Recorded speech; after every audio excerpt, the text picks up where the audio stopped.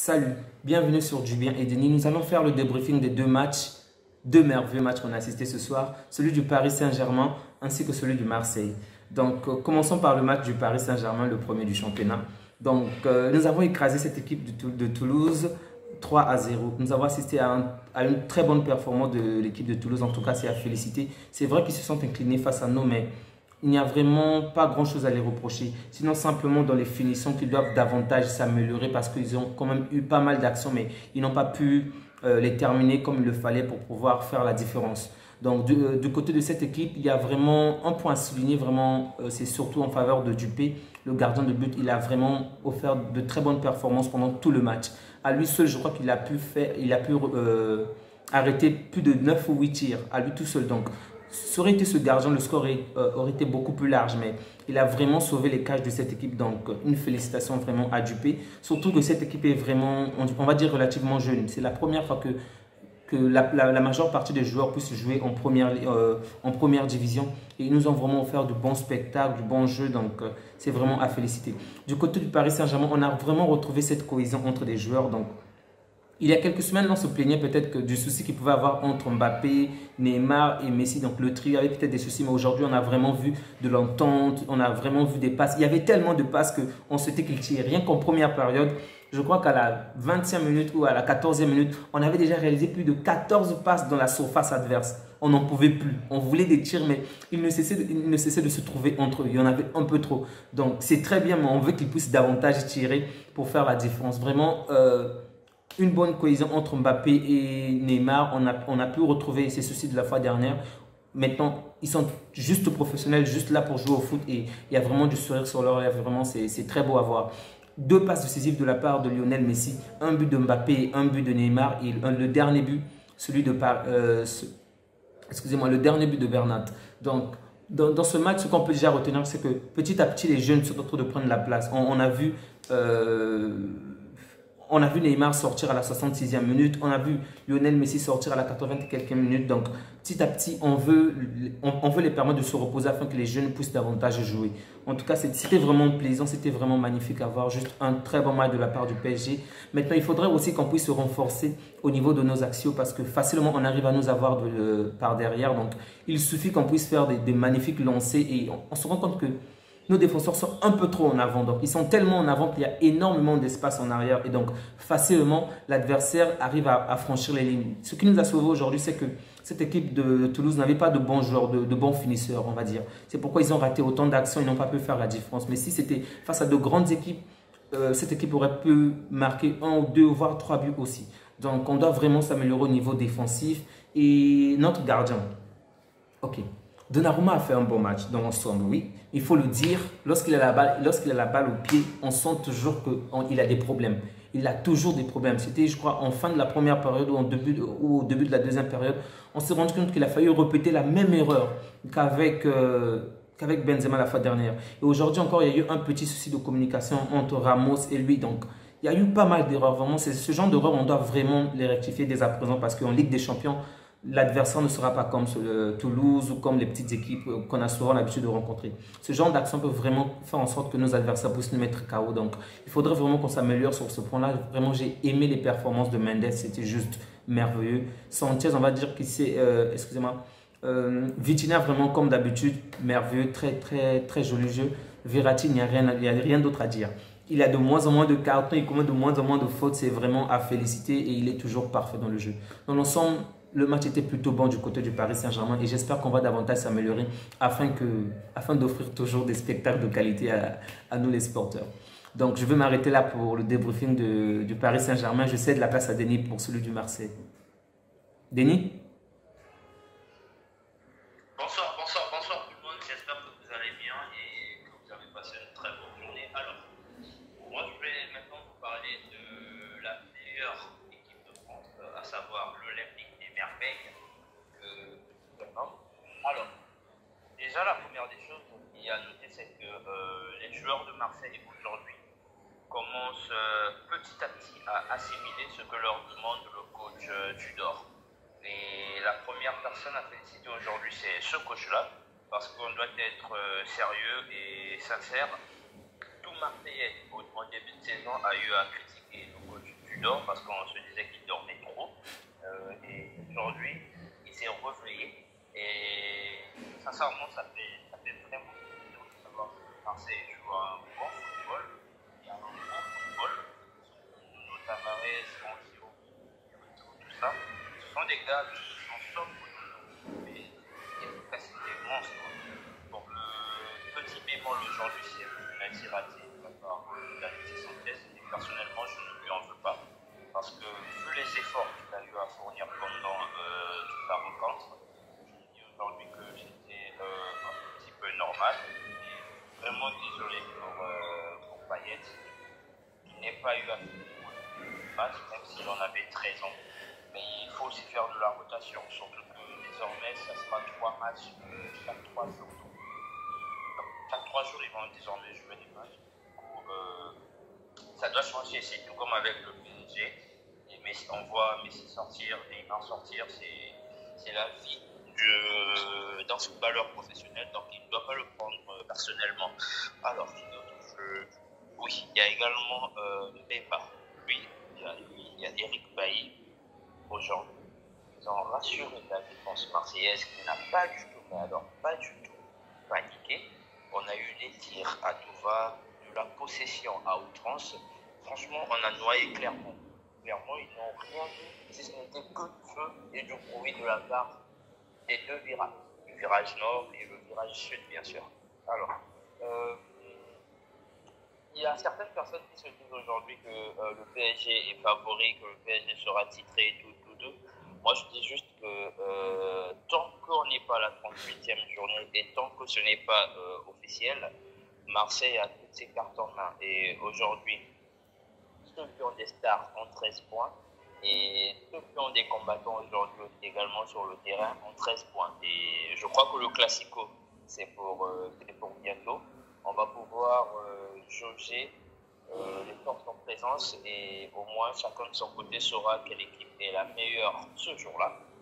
Et moi, je mettrai une pièce sur Marseille et parce que le PSG que j'ai vu face à Monaco, il y a de la place. Marseille peut tuer cette équipe-là dans la combativité et autres. Alors, Marseille, pour moi, c'est la meilleure équipe de France et ce sont eux, en fait, aujourd'hui, qui produisent un football assez cohérent. Bien sûr que ça, des fois, ça va de gauche à droite dans Je préfère ne rien dire. Tu dis quoi? Je préfère ne rien dire à ce... Je vais rien commenter. Vas-y, continue. mais dans la globalité, ce sont eux qui produisent un jeu assez cohérent, c'est-à-dire du gardien de but jusqu'à l'avant-centre qui est aujourd'hui Alexis Sanchez. Chacun connaît sur le terrain ce qu'il a à faire, chacun connaît son rôle à jouer sur le terrain et il y a quand même de l'homogénéité dans le groupe et la bonne humeur. Moi, je trouve que c'est une très bonne chose et cette année, on va peut-être faire ce que Lille a fait il y a 2 ans, pourquoi pas? On va voir. Allez, c'était tout pour moi. Lille l'a fait avec... Tu oublies juste un petit détail. Lille, qui était le coach lorsque Lille est devenu premier? Galtier. Ok, souviens-toi qu'il est chez nous en ce moment. Donc, par rapport, tu n'as pas eu à signaler que peut-être que Gay a joué aujourd'hui? Ça ne t'a pas marqué? Gay a joué aujourd'hui, c'est comme j'ai dit en fait. Aujourd'hui à Marseille, il y a tellement d'homogénéité que si aujourd'hui tu sortais, bon, l'indéboulonnable pour moi c'est Rangier. Mais si tu enlevais Verretou pour mettre Gay, que tu enlevais Gerson pour mettre Gay, sincèrement, ça ne changerait rien. Étant donné que l'indéboulonnable Rangier est toujours là, tous ceux qui seront toujours à ses côtés vont toujours produire un excellent match. Et tu as raison de me rappeler Gay, surtout au vu des minutes qu'il a eu à avoir avant de jouer titulaire aujourd'hui. Je te rappelle qu'il n'avait eu que 18 minutes dans les jambes, en espérant également que Bamba Dieng puisse rester, parce que moi j'aurais toujours une association Bamba Dieng, Payet et Alexis Sanchez. Pourquoi pas contre le PSG faire courir un peu Ramos? Tu sais, vous avez dominé Clermont parce que Clermont n'a pas ce système de préserver la balle comme nous. Donc, pour la première fois, vous avez trouvé une équipe avec laquelle vous avez facilement dominé et gardé la balle. Donc, avec toute cette position et tout, parce que moi, je me dis que c'est aussi dangereux pour vous parce que une équipe comme Marseille, avoir 21 tirs et seulement 7 cadrés, c'est pas aussi encourageant, tu sais. Après, si tu vas sur ce terrain-là, moi je te dirais que ça dépend du jour. Parce que il y a des équipes qui peuvent avoir possession de balle à outrance, tirer 42 tirs ou 24 tirs dans le match, ne cadrer que 3. Ça dépend en fait de la position, dans quelles circonstances le mec a pris la décision de tirer. Après, tu as raison que oui, niveau ratio, c'est vraiment faible. Au vu des tirs, n'avoir que 5-7 cadrés, c'est vraiment peu. Tu as raison sur ce point. En tout cas, l'équipe de Marseille, félicitations pour ce point vraiment. J'espère au moins que Marseille puisse perdre au moins les 2 points, faire un match nul ou avoir une défaite. Mais coup de bol, ils ont réussi à gagner clairement. Donc leur chance va bientôt finir une fois qu'ils vont rencontrer la grande équipe de France, la plus grande équipe de France d'ailleurs. Donc c'est là-bas qu'on verra toute la différence. Bah, on verra. Tu ne pensais pas que Monaco allait faire match nul? Non, non, non, non. Donc, avec Monaco, c'est différent parce que, au contraire, j'avais un peu peur dans le sens que Vitinha s'était bien adapté, il n'a pas joué pour le premier point. Le deuxième point, lorsqu'on a vu par exemple les stades des dernières années, Monaco a plus de victoires que nous. Donc, en 5 matchs, on est maintenant à 3 victoires de la part de Monaco et 2 nuls. Donc, même pas une victoire du PSG. Tu vois, donc, non, une victoire du PSG, un nul, je pense. Tu vois, donc on se disait un peu que Monaco est notre bête noire de ces dernières années. Du coup, ça nous inquiétait un peu. Mais en tout cas, ils nous ont encore épaté la fois dernière. Mais tu vois, la manière qu'ils ont joué contre nous, certainement contre vous, ils vont peut-être jouer mieux ou peut-être moins. Mais vous, si vous croisez Lens en ce moment, c'est sûr que le score sera différent. Hein. Et qu'est-ce qui te fait dire que si Lens, peut-être que Lens va également battre le PSG, qui sait? Non, non, non, non, non. On sait comment arrêter Fofana, nous. On a des joueurs pour l'arrêter.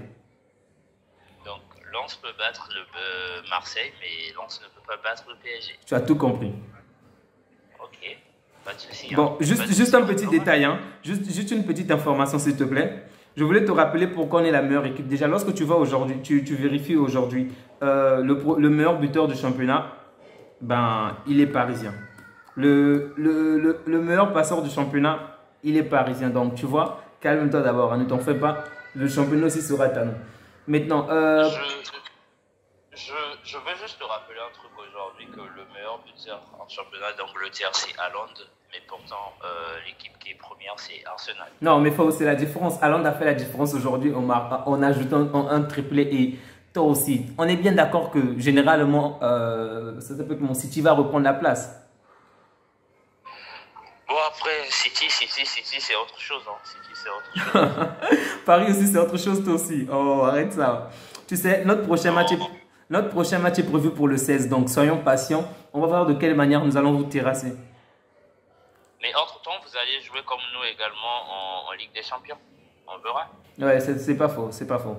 Ça va certainement aussi avoir un impact très important et espérons que ça ne va pas nous impacter négativement. Tu as déjà peur? Non, non, pas du tout. C'est juste que généralement, lorsque Paris revient d'un match de Ligue des Champions, le match d'après, soit on fait un match nul, soit on perd. Donc, j'espère qu'avec Galtier, ça sera différent. Bah, moi, j'espère que ça ne sera pas différent. Ne t'en fais pas. En tout cas, Denis, tu as d'autres choses à ajouter par rapport à ce débriefing? Non, pas du tout. Et peut-être m'excuser déjà d'avance si certaines personnes trouveront que ma voix, elle est pas assez frappante ou lourde aujourd'hui. C'est juste que j'ai un tout petit peu mal. Mais bon, je ne vais demander aux gens que de s'abonner et de nous soutenir. Merci à eux déjà. Il a tellement galéré en voyant Marseille se faire dominer, en voyant Marseille être incapable de marquer qu'il s'est fait mal à la bouche, vous comprenez. Tandis que moi, souvent le match, peinard, moi je savais qu'on devait s'imposer, je savais qu'on devait gagner. C'est ça quand on est Marseillais, on souffre, ils souffrent tellement les Marseillais. Ils se demandent jusqu'à la dernière minute s'ils vont gagner ou perdre. Tandis que nous on a la certitude que la grande équipe sait faire la différence, vous voyez. Donc il faut supporter la grande équipe. Ça n'a rien à voir. En tout cas, prenez bien soin de vous. Donc, sachez que si jamais, lorsque le PSG va jouer contre Marseille, si le PSG perd, ça sera peut-être à moi de l'offrir à maillot de Marseille. Si Marseille gagne, si le PSG gagne, bien sûr, ça sera à lui de m'offrir un maillot. Si vous êtes d'accord, n'hésitez surtout pas à nous le dire. Et merci beaucoup de nous avoir accordé de votre temps, d'avoir pris du temps de vous abonner, de liker ou même de partager. Vraiment, prenez bien soin de vous et passez une agréable journée. Au revoir. Au revoir.